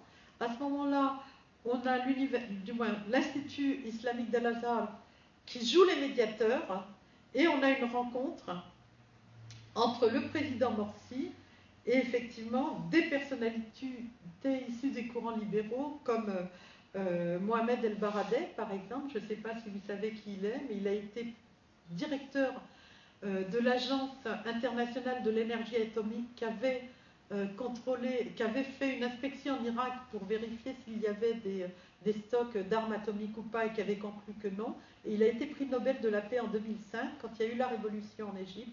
Il est rentré en Égypte, et notamment pour se présenter pour président, mais par la suite. Hein. Il avait déjà lui-même, parmi les candidats, c'est un nom que j'ai oublié, il s'était présenté il avait dit qu'il se présentait comme président en mars 2011, puis il a retiré sa candidature parce que je pense qu'il n'est pas idiot. Il a très bien compris ce qui se mettait en place et qu'il ne s'est pas du tout s'est pas présenté au présidentiel. Par contre, il a joué un rôle dans la suite. Et donc, tout le monde s'est mis d'accord pour dénoncer la violence, etc., mais tout le monde campait aussi sur un statu quo. Et là, on a Morsi qui est complètement acculé, qui va décréter l'état d'urgence pour un mois. C'est après les gros incidents et de l'encerclement du palais présidentiel et des incidents qui se sont déroulés dans les villes côtières, notamment Port Saïd et Ismaïlia, puisqu'à Port Saïd avait eu lieu le procès des agresseurs des supporters de Ahli, qu'il y avait eu des condamnations à mort et qu'à ce moment-là, il y avait eu l'émeute dans la ville. Puisqu'aucun policier n'a été condamné, ni aucun responsable policier, en fait, on a condamné des lampistes à ce moment-là de toutes ces agressions, et que les peines étaient très lourdes, c'est de la condamnation à mort. Quoi. Voilà. Sachant que la peine de mort n'est pas abrogée en Égypte. Et donc on a un président qui est complètement acculé et qui va jouer sa dernière carte en fixant des élections législatives au 22 avril. mais il s'attaque quand même à la réforme de la justice. Et comment? Par un biais détourné, en mettant à la retraite les juges de plus de 60 ans. Il faut dire qu'en Égypte, les juges bien installés tenaient à durer, donc n'étaient pas mis à la retraite avant 70 ans. Le président fait un décret pour que les juges soient mis à la retraite à partir de 60 ans, ce qui nettoierait en gros la justice de 1300 juges. À ce moment-là, les gens descendent dans la rue en accusant Morsi de vouloir frériser les institutions. Donc on a fort mécontentement dans la rue, on met les gens dans la rue, et on a tous les courants qui sont là contre Morsi, y compris ceux qui avaient soutenu la légitimité du président, notamment les jeunes du 6 avril, Kifaya, etc. Là, ils rejoignent effectivement la rue, ils manifestent, et dans le même temps, le procureur du Caire lance des mandats d'arrêt contre des personnalités issues de ce qu'on appelait la révolution du 25 janvier, donc Ahmed Maher, le mouvement du 6 avril et d'autres, sont arrêtés, effectivement. Et je pense que si on les a arrêtés à ce moment-là, c'est pour augmenter la grogne populaire en disant, vous voyez, sous Morsi, on arrête encore les militants politiques. Et là, le message est clair. Et on a tout le temps des manipulations de masse comme ça en Égypte. C'est pour ça que je vous donne tous ces détails, parce qu'il faut vraiment être sur place pour le croire, quoi. C'est hallucinant, mais vraiment hallucinant. Comment les choses se nouent, se dénouent, comment tout va très rapidement, comment tout est accéléré ou ralenti. Et dans le même temps, on a aussi un animateur vedette de TV qui était rentré en Égypte au moment de la Révolution, il s'appelle Bassam Youssef, qui avait fait une superbe émission, très drôle, etc., sur le même mode que les talk-shows américains, qui s'appelait, c'était un talk-show qui s'appelait le Barnamak, le programme, qui était très très populaire en Égypte, et à ce moment-là, lui aussi, donc, est poursuivi pour diffamation envers le président, et là, effectivement, ça crée un mécontentement général, parce qu'alors même qu'il diffamait, le président, il n'a jamais été mis en prison, et que c'est Morsi qui avait retiré toute la prison préventive en termes de presse, pour la diffamation en termes de presse. Il a été condamné à 1300 livres d'amende, mais ça a provoqué, il était tellement populaire, ça a provoqué un grand mécontentement général en disant si lui est attaqué, il n'y a plus de liberté d'expression. En gros, c'est simple, et les journaux y vont, hein. La presse, la télé, ça matraque tous les jours, hein, en continu. Regardez ce qu'ils font, regardez ceci, regardez cela. Mais en février, on a l'autre camp qui est là, donc effectivement, la logique des camps est bien installée. Il y a les pro-Morsi, les anti-Morsi, c'est clair et net. Donc en février, on a des milliers de personnes qui descendent des pro-Morsi partout, dans toute l'Égypte, pour défendre leur président. Là, donc là, on a vraiment, on a comment dire, tout est là pour aller à l'affrontement. Les derniers vendredis de mars, on a tous les QG des frères musulmans d'Égypte qui sont incendiés. Donc on a une série comme ça d'incidents qui sont là à travers tout le pays pour mettre le feu aux poudres, en fait. Et à partir de mai, alors, ça va être l'Halali contre Morsi. Et l'Halali contre Morsi, c'est un mouvement qui naît comme ça, d'une étincelle. Il s'appelle Tamarut. Tamarut, ça veut dire rebelle. 3 personnes, Mahmoud Badr, Mohamed Abdelaziz et Hassan Shahin, qu'on va retrouver ensuite dans le staff des présidentielles, pour 2 d'entre eux, du général Al-Sisi. Et l'autre va aller chez Sabahi.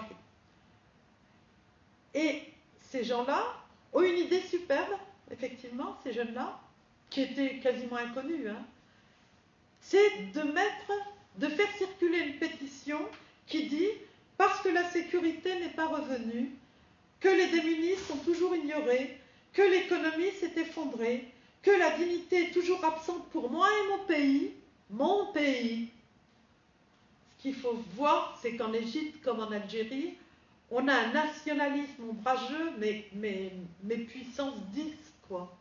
On ne touche pas au pays. Très nationalistes, les Égyptiens, et je pense que les Algériens sont autant nationalistes que j'avais. Je pensais qu'on ne pouvait pas plus être nationaliste que des Algériens, et là j'ai vu qu'en Égypte, vraiment, c'est à des niveaux extraordinaires.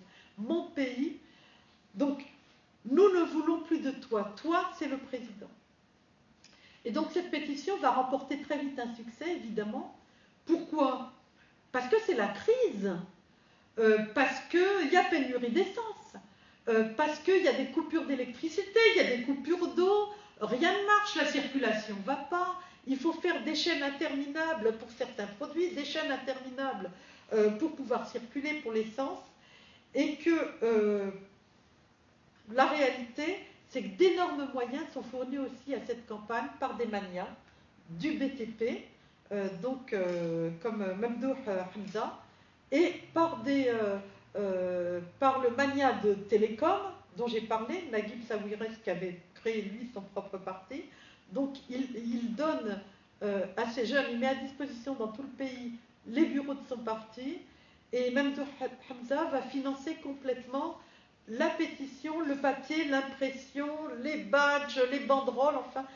Donc, les Tamarroud va être présent simultanément dans toutes les jeeps, et les médias sont ouverts aux représentants de Tamarroud, puisqu'ils vont intervenir sur toutes les chaînes de l'Égypte, directement. Donc là, vraiment, on a un bashing généralisé d'un président qui devait assurer une transition vaille que vaille. Et ce mouvement va appeler à une grande manifestation pour le 30 juin. Et donc le 30 juin arrive, effectivement, et des centaines de milliers de personnes arrivent sur la place Tahrir. D'autres manifestent à Alexandrie et sur toutes les villes portuaires du Nord. Alors on a beaucoup dit des millions d'Égyptiens. La réalité, c'est que des millions dans toute l'Égypte, oui, des millions sur la place Tahrir, non, parce que les spécialistes de comptage du Canada expliquent qu'on ne peut pas être plus de 4 par mètre carré, et que place Tahrir, le maximum, c'est 250 000 personnes, ce qui est quand même énorme. Donc il y avait un fort mécontentement populaire, effectivement, contre Morsi, mais je pense que si l'opposition avait été avisée, elle aurait demandé à retourner aux urnes. Sauf que le problème qui se posait à cette opposition, c'est qu'elle était consciente qu'elle était encore assez minoritaire, qu'il aurait fallu travailler encore plus pour persuader les gens de voter pour elle et d'avoir des scores, et que le parti le plus organisé du pays en dehors de l'armée demeurait les Frères musulmans, en fait, puisqu'ils avaient un fort volet social. Ils avaient, si vous vous souvenez par exemple des tremblements de terre qu'il y a eu en Égypte, où il y a eu des effondrements d'immeubles et tout, les Frères musulmans palliaient à toutes les carences de l'État. Moi je l'ai vu, parce qu'ils ont mis en place depuis très très longtemps, c'était un deal qu'ils avaient eu avec Sadat, vous nous foutez la paix, on vous laisse le social. Donc ils avaient mis en place dans tout le pays des dispensaires, des cliniques, des bureaux de formation, des aides pour les jeunes, etc. Vraiment, ils avaient quadrillé le pays avec tout le volet social, comme l'a fait le Parti communiste pendant un temps. Logique. Donc, ils étaient très très organisés, et que je pense que l'opposition à ce moment-là, leur opposition se sent en dehors des anciens partis comme le WAFT ou comme le GAD, qui avaient leur électorat de libéraux. Les autres ne se sentaient pas encore assez matures pour renouveler des élections face aux frères musulmans. Ce qui est d'ailleurs dommage, puisqu'ils ont prouvé de ce fait qu'ils n'étaient pas entièrement finalement démocrates, puisque la démocratie, c'est de jouer l'alternance et d'aller s'affronter, en fait, politiquement parlant, pas avec des armes, devant les électeurs. Et donc, le 30, des millions dans l'Égypte, et le 3 juillet, effectivement, l'armée fait son coup d'État, le maréchal Sisi est vu partout, en tenue militaire, il annonce à la télé, encadré par Mohamed Al-Baradei, justement, par le patriarche copte, par le grand moufti d'Al-Azhar, qu'effectivement, l'armée reprend la commande pour la transition démocratique. Et donc l'armée désigne comme vice-président Mohamed El-Baradei. Il est chargé de mettre en place un gouvernement de technocrates. Et comme par miracle, plus de pénurie d'essence, l'électricité revient, l'eau coule à flot, etc. Les produits de première nécessité. Donc ce gouvernement est constitué pour assurer une transition jusqu'aux nouvelles élections législatives puis présidentielles. Et on assiste à une véritable Sisi-mania. On a d'un coup les affiches d'Al-Sisi dans toutes les grandes dates musicales.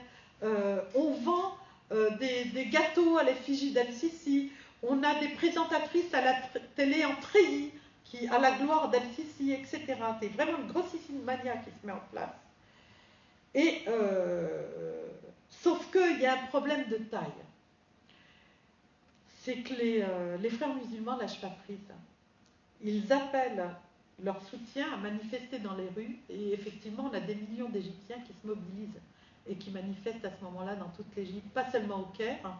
Ils ne viennent pas à la place Tahrir, mais ils manifestent à Giza, ils manifestent dans des tas de quartiers, devant les universités, dans les universités, dans toute l'Égypte. Et comment faire? L'opposition se manifeste dans la rue. L'opposition, frères musulmans. Mais pas que des frères musulmans. Il y a des libéraux qui rejoignent aussi les frères musulmans. Et notamment, il y a un campement qui se met en place sur la grande place Rabi'a al-Hadawiya, dans un autre quartier du Caire, pas loin de la place Tahrir. C'est aussi une grande place où il y a une mosquée. Et les frères musulmans, donc, et leurs alliés, s'installent et organisent un campement. Et on est donc en juillet, il y a un campement qui est installé dont l'armée n'arrive pas à se débarrasser. C'est un problème. À ce moment-là, le général Sisi appelle les Égyptiens à manifester pour lui donner, je cite, « mandat contre la violence et le terrorisme ». Qu'est-ce que ça signifie en Égypte? Ça signifie qu'on commence une campagne de disqualification de l'opposant. C'est aussi simple que ça. Et la meilleure façon de le disqualifier, c'est de le désigner comme violent et terroriste. Et à partir de ce moment-là, tout ce qui est frère musulman est considéré comme terroriste. Tout ce qui est allié aux frères musulmans est considéré comme terroriste. Et donc, des milliers d'Égyptiens répondent à l'appel d'Al-Sisi. Ce qu'il faut dire, c'est qu'il y a une culture en Égypte, c'est que quand Al-Sisi est arrivé, tout de suite dans le métro, on avait une fresque. Pour ça, j'ai dit, moi j'hallucine, parce qu'en une nuit, on installe des trucs. Ça veut dire qu'ils sont préparés avant, quand même. Nasser Al-Sisi. Vous imaginez la circonscription pour les Égyptiens? Nasser, il est sacré. Dans tout le monde arabe, Nasser est sacré. Donc, il avait une association directe, Al-Sisi, avec Gamal Abdel Nasser. C'était le nouveau Nasser. Et les Égyptiens, une grosse partie marche. Pourquoi? Parce que malheureusement, en Égypte, il y a un taux d'analphabétisme très fort qui approche les 60%, 64%. Et qu'effectivement, les gens ont besoin de se rassurer aussi. 3 ans d'insécurité, 3 ans où le commerce ne tournait plus, où le tourisme s'était stoppé. Il fallait un homme fort au pays. Et l'homme fort, c'était Al-Sisi. Et Al-Sisi qui s'inscrivait dans l'affiliation de Nasser. Et le message donc qu'Al-Sisi donne est très clair. C'est lui ou le chaos. L'armée est là pour protéger tous les Égyptiens, sauf les terroristes. Et à ce moment-là, les chaînes affichent en continu en Égypte. L'Égypte est en guerre contre le terrorisme. C'est ce que l'Égypte vend à ses amis occidentaux, pour justifier un régime de dictature sanguinaire, mais vraiment sanglant. Et donc,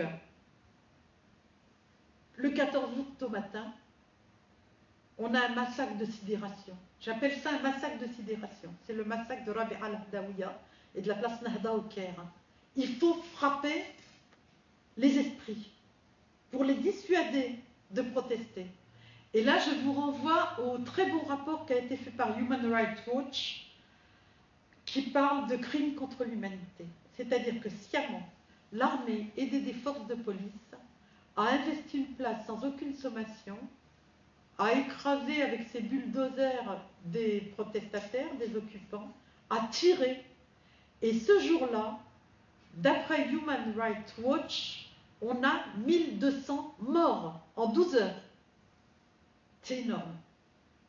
Alors, il y a eu des protestations internationales. Obama a protesté et a retiré le soutien, l'aide militaire à l'armée égyptienne pour un temps. Elle a été revotée après par le Congrès. La France a protesté du bout des lèvres. Et d'ailleurs, Sisi, quand il est venu à Paris, il a remercié le gouvernement français à ce propos. Et effectivement, donc massacre de sidération, mais les gens continuent à manifester dans toute l'Égypte. Et au fil du temps, donc les manifestations vont s'amenuiser, parce qu'à partir de ce moment-là, l'Égypte va plonger dans une répression féroce. Les chaînes de TV appellent à la délation. J'ai l'impression que j'ai vu les nazis s'installer. C'est ça. J'ai compris comment à un moment donné, on pouvait monter une partie de la population contre une autre, comment on pouvait faire en sorte que des gens applaudissent à un massacre, comment on pouvait pousser à la délation, effectivement, et à ce moment-là, effectivement, la traque est lancée contre tout ce qui est frères musulmans, mais pas seulement. Et Ahmed Maher, notre ami du mouvement du 6 avril, très lucide, qui lui s'est désolidarisé du front de salut national appelé par El Baradei et d'autres, dit le lendemain quand même, du coup d'État déjà, la campagne médiatique soutenant la violence et les diffamations est orchestrée par les partisans de l'ancien régime. Elles ne tarderont pas à viser tous les jeunes et tous les symboles de la révolution pour rétablir l'état de l'oppression. C'est-à-dire l'état de l'oppression de Moubarak. Mais je vous assure que, même les Égyptiens le disent, l'état d'El-Sisi est pire que l'état de Moubarak. Il n'y a plus d'interstice d'expression pour la liberté d'expression et autres. Il y a, après la traque contre les frères musulmans, donc tous les dirigeants, Morsi a été mis en prison, où il est mort d'ailleurs, les frères musulmans, donc les cadres, tous les cadres d'une organisation ont été arrêtés. Les organisations internationales ont compté à peu près 60 000 personnes détenues en Égypte, et auquel est venu s'ajouter tout ce qui était opposition au régime d'Al-Sisi.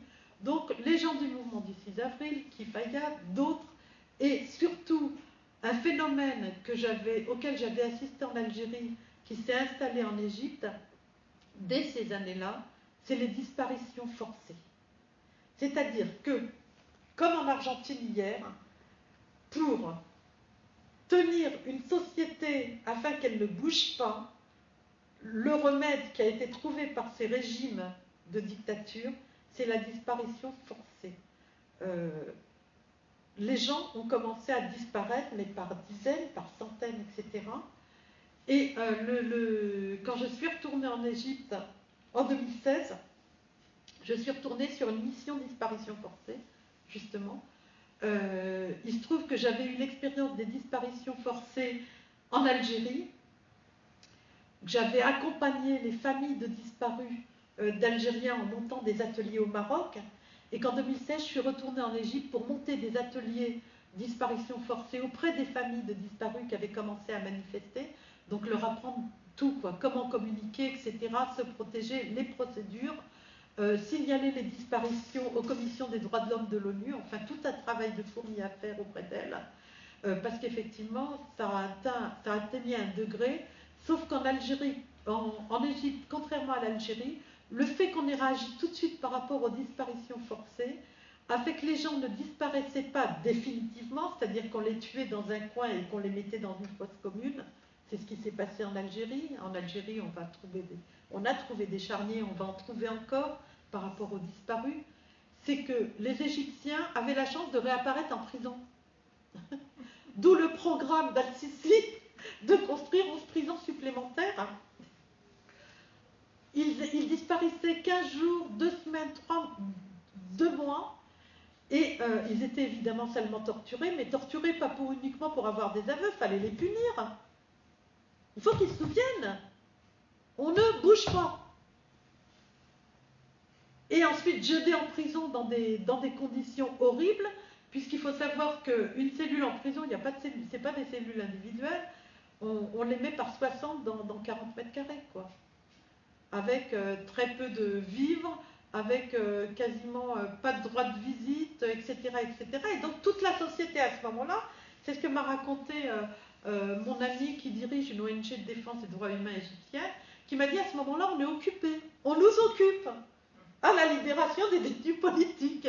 Il a traduit ça, on nous occupe, on n'a que ça à faire, on ne peut plus contester, on demande la libération, on passe un temps infini dans les tribunaux. Il faut savoir qu'en Égypte, la justice c'est quelque chose.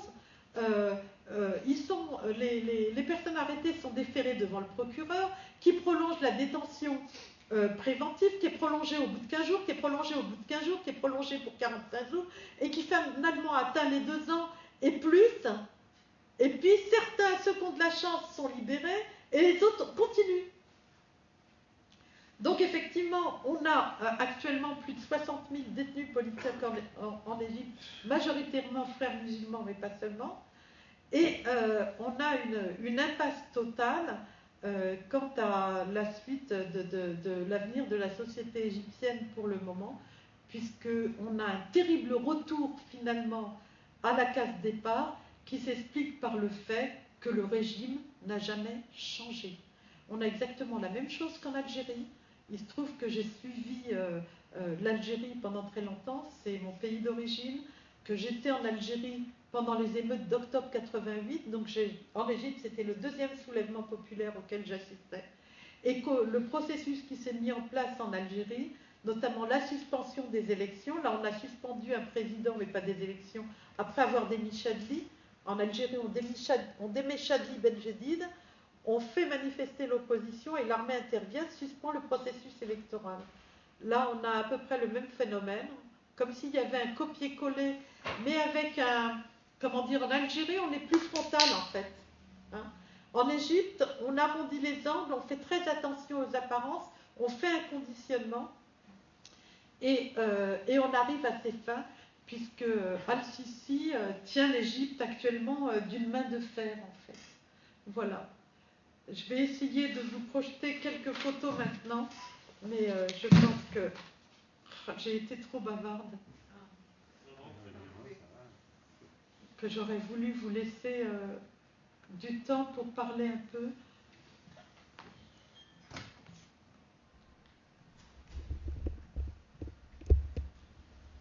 Alors, je vais essayer de vous projeter quelques photos, mais on peut parler pendant la projection des photos en fait. Hein. Je vais faire ça.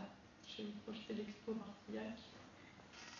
Voilà, où vous allez voir les occupations de la place Tahrir. Et je vais mettre ça en diaporama. Voilà. En tout cas, je vous remercie de votre attention. Voilà.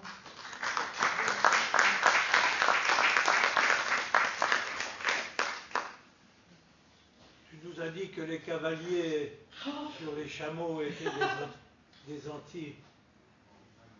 C'était plutôt des pro-Moubarak. Oui, c'est des pro-Moubarak, bien sûr. C'est-à-dire qu'ils étaient instrumentalisés, les pauvres. Le tourisme était bloqué, ils ne gagnaient plus leur vie. Quand la police politique est venue les voir et leur a dit, bon, tant de milliers de livres, vous faites ça, ben ils le font. Le problème, il est là. C'est-à-dire qu'on a instrumentalisé à chaque fois monter les Égyptiens les uns contre les autres.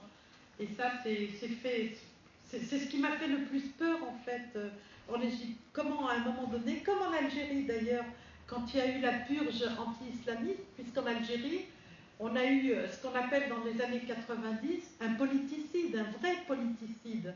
quel que soit le parti en question. Moi, je suis farouchement attachée aux droits humains, et même si mon adversaire, si je ne suis pas d'accord avec mon adversaire, je vais défendre ses droits, bien sûr. Dans mon livre, vous le trouverez en sortant, je ne suis pas très, comment dire, je dresse un tableau pour moi réaliste de ce que sont les frères musulmans. Je raconte les faits uniquement, j'idéologise pas. Et c'est vrai que les frères musulmans s'apparentent à un parti libéral conservateur, comme on en a ici avec De Villiers ou avec, comment est-ce qu'elle s'appelle, l'ex-ministre issu des milieux cathos.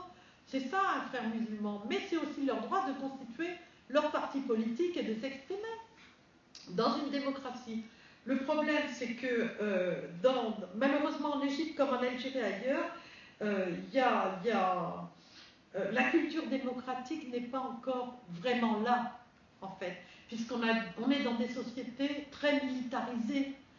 Pourquoi je parle de ça? Parce que comme par hasard, à la fois l'Algérie comme l'Égypte sont des régimes militaires. Ce n'est pas le cas de la Tunisie. La Tunisie, on n'a eu que des régimes civils. C'est différent. On avait une police politique aussi terrible sous Ben Ali, n'est-ce pas? Mais on n'a pas cette militarisation, en fait, de la société. Or, en Algérie et en Égypte, je crois que la culture commune, c'est la militarisation de la société, et donc ça crée aussi des schémas de pensée, et notamment cette logique de camp où tu es avec moi ou tu es mon ennemi. Et là, ça devient terrible. Terrible. Je vous laisse regarder ça. C'est l'occupation de l'été, justement, des jeunes de l'été.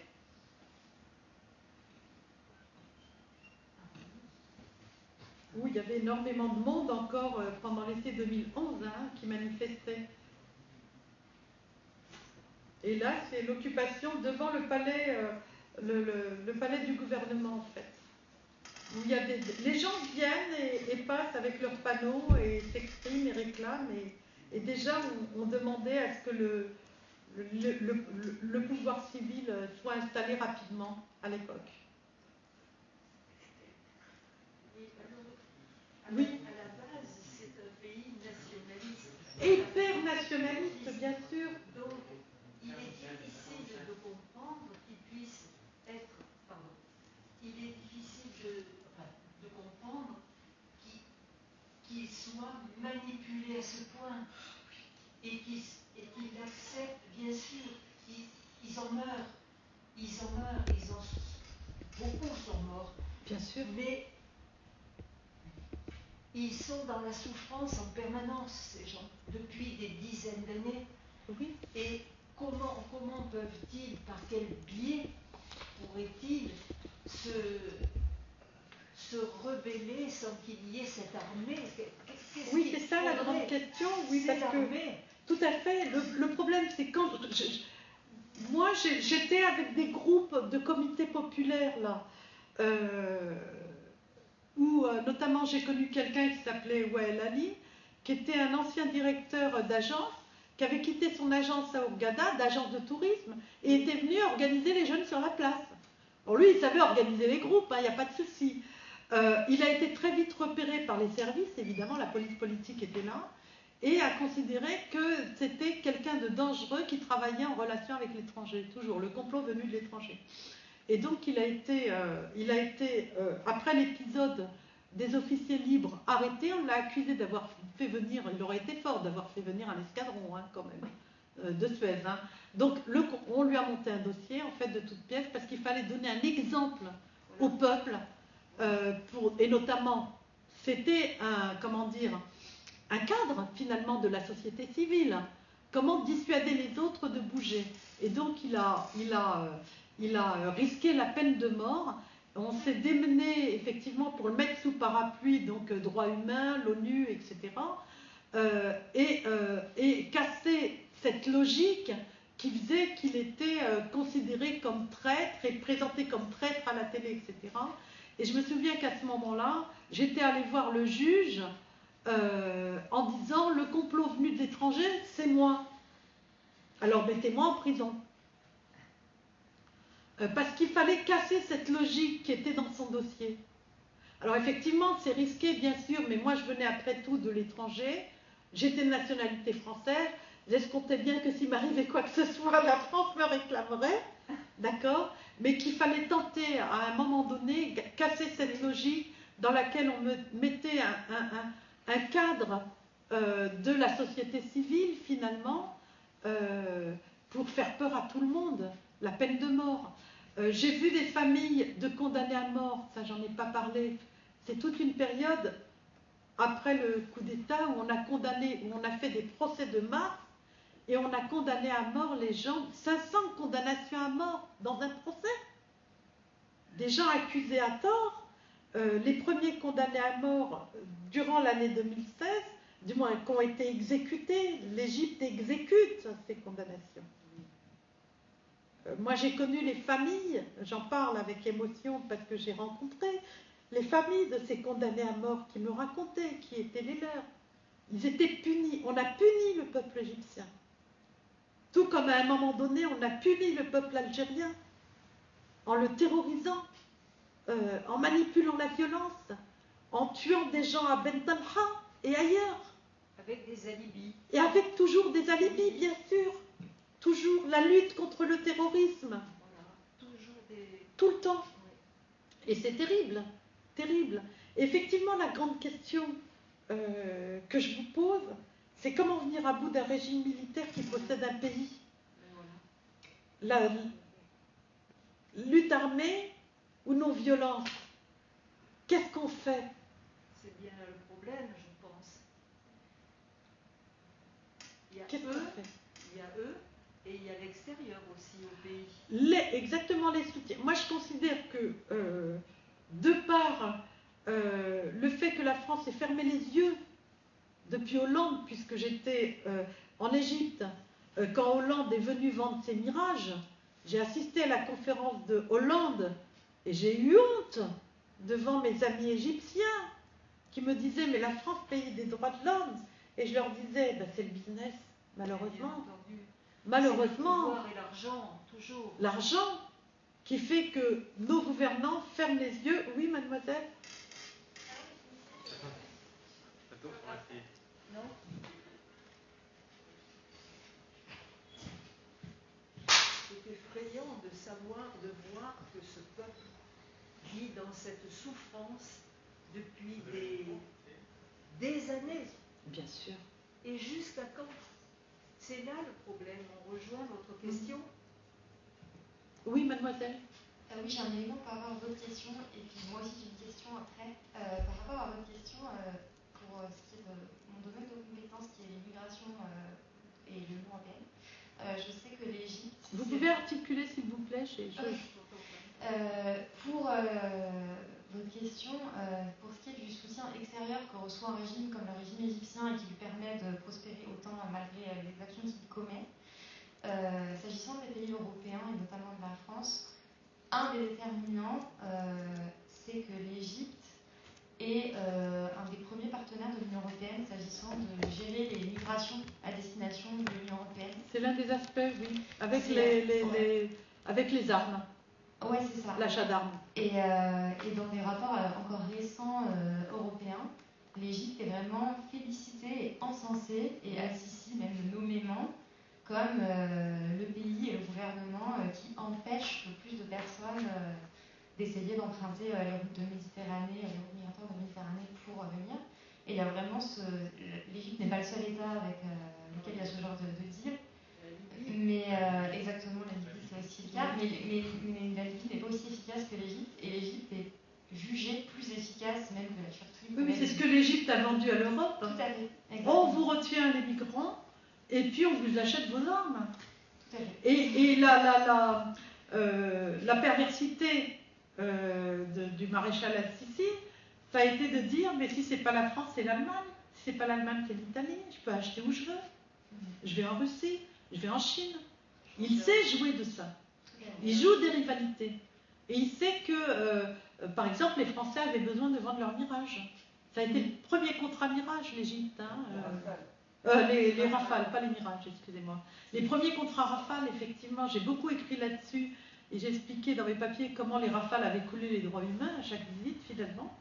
Et la réponse à l'époque du gouvernement français, notamment, ça a été de dire oui, mais vous comprenez, si c'est pas nous, ça sera d'autres.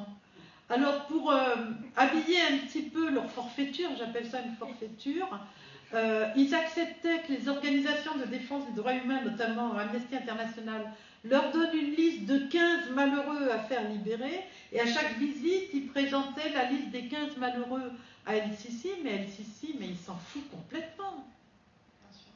Quand il fait venir Hollande en Égypte pour l'inauguration du nouveau canal de Suez, c'est pour lui faire miroiter les contrats. C'est rien d'autre. Et donc, je trouve que nos gouvernements se sont vraiment rabaissés, vraiment, à des considérations uniquement mercantiles. Alors, indépendamment de ça, je voudrais votre avis sur quelque chose. J'ai beaucoup d'amis au Caire qui, pour une part d'entre eux, ont pris part à la révolution, ont perdu beaucoup de gens et voilà tout ce que vous avez dit, et qui sont maintenant dans une logique d'essayer de travailler pour l'État égyptien, du fait que en fait, la situation économique est tellement catastrophique tout à fait, qu'en fait, l'impression que j'ai en les écoutant et en discutant avec eux, c'est que je ne sais pas à quel point c'est quelque chose de calculé, de pensé au niveau du gouvernement, mais il y a vraiment cette chose où j'ai l'impression que la seule manière d'avoir, même pas de gagner énormément d'argent, mais juste de gagner assez pour pouvoir fonctionner, c'est soit de travailler pour l'État à un poste, soit de travailler pour des énormes multinationales qui sont vraiment les prédatrices, qui n'ont absolument pas les intérêts du pays à cœur. Et du coup, à quel point vous pensez que ça joue sur le fait que ce régime puisse tenir, le fait que déjà des gens qui ont perdu énormément d'amis, qui ont vu l'armée tirer dans la rue sur leurs amis, sont assez refroidis clairement, mais aussi sur cette chose que en fait des personnes qui même ont pris part à la révolution se retrouvent plus ou moins contraintes finalement de travailler pour l'État, avec tout ce que ça implique d'espionnage permanent, de devoir de réserve, etc. Et voilà, qu'est-ce que... Alors, c'est simple, dans tous les régimes, les régimes dictatoriaux reposent sur deux jambes, la terreur et la corruption. Ce que vous me racontez, c'est la corruption de la société. On corrompt la société. Si tu veux manger, tu te ranges, tu fais pas de politique, tu viens travailler pour nous. Ou, comme l'Égypte est entrée de plein pied dans le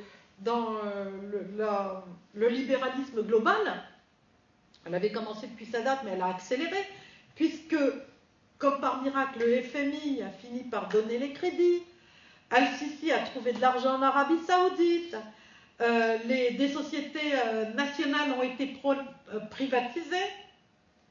Donc, soit tu travailles dans le privé, effectivement, pour les gros manias dont j'ai parlé, ou tu travailles pour l'État. Et en dehors de ça, tu restes dans ta misère. Je suis allée dans des quartiers, notamment à Mataria. Alain Grèche est allé à Mataria. Et il a raconté ce qu'il voyait, où vous vous rendez compte, s'il n'y avait pas la solidarité des pauvres, les gens mourraient de faim. C'est ça, l'économie. La solidarité des pauvres. Mais en même temps, je me dis une chose, pour répondre à la question, que le grand tort est de l'opposition au régime, ça a été de penser que une armée pouvait faire une transition, une armée de cette nature pouvait faire une transition, impossible. Deux, c'est le rapport au pouvoir, la verticalité. Et je crois que ce qu'on a appris de ces révolutions inachevées, je suis convaincue que c'est que la première vague d'une révolution et que le reste est à venir, puisque les sociétés apprennent aussi. Tout comme en Algérie, on a appris et que pendant plus d'1 an, on a manifesté, même si on n'en voit pas le bout, avec le mouvement Barakat, mais l'apprentissage se fait que l'une des solutions, c'est pas la verticalité, c'est-à-dire qu'on s'adresse au pouvoir parce que c'est lui le plus fort, c'est lui qui tient les rênes de l'économie, c'est lui qui a une armée, c'est lui qui a un drapeau et une monnaie. En gros, c'est ce que disent les Algériens. L'Algérie, c'est une mafia avec un drapeau et une monnaie. On peut en dire autant avec l'Égypte, mais que la solution est dans l'horizontalité. Et quand j'ai vu ce qui s'organisait sur la place Tahrir, le premier chapitre de mon bouquin, c'est la commune de Tahrir.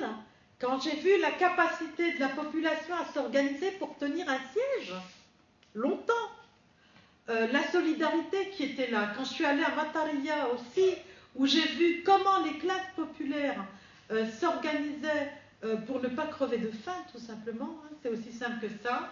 Je pense que l'une des voies à mettre en perspective ou à creuser, c'est l'horizontalité. C'est-à-dire se démettre de ce rapport au pouvoir, hein, laisser le pouvoir de côté pour créer des zones libres, en fait. Oui, et actuellement, justement, ce qui est intéressant, c'est que je pense que le régime égyptien, et notamment Al-Sisi, a fait l'erreur de créer de toutes pièces une nouvelle capitale en dehors du Caire, où il y a concentré les pouvoirs, la haute administration, les ministères, les ambassades qui vont envoyer une antenne là-bas, et surtout les riches, les plus riches, qui vont être réunis dans un même lieu. C'est une mégalomanie terrible. Voilà. Est-ce que j'ai répondu à votre question? Est-ce que j'ai répondu à votre question? Ouais. En